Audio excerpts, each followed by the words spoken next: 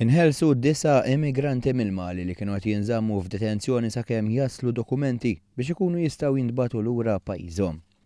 Dan deċiżjoni tal-Kabinett tal-Ministri fid-dawl id-dokumenti mill-Mali għadhom ma waslux.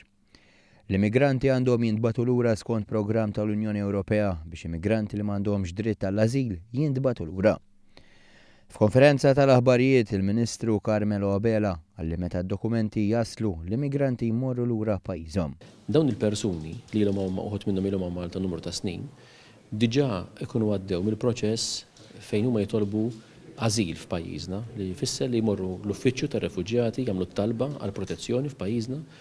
L-Uffiċċju tar-Refuġjati lil dal-persuni rrifjuta li tihom protezzjoni minħabba li skont l-Uffiċċju tar-Refuġjati dawn il-persuni fil-pajjiż tal-oriġini tagħhom m'hemmx il-gwerra u allura ma tuhomx il-protezzjoni meħtieġa.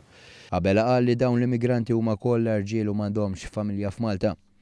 Żied jgħid ukoll l-istess proċess għaddej f'pajjiżi oħra Ewropej, tant li bejn il-5 u d-9 ta' Diċembru tas-sena li għaddiet kien hawn pajjiżna delegazzjoni mill-Mali taħt il-kappa tal-Unjoni Ewropea. Din l-aħbar intlaqat tajjeb minn għaqdiet li jaħdmu fil-qasam ta' drittijiet tal-bniedem li qalu li jħarsu l-qudiem għal iktar dialogu mal-Ministeru tal-Intern.